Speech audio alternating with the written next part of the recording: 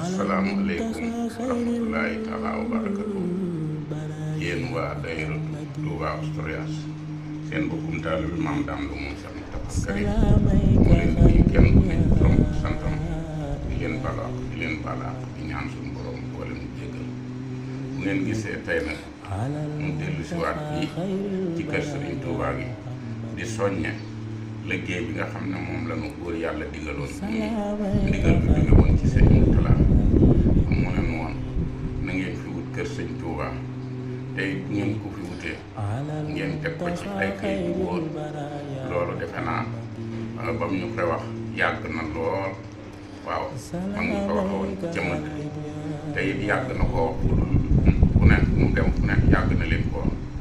ñun ñi nag ñu amoon ci ndigal loolee nag bopp bi ñu koy topp waaye yàgg sottil ko ba daaw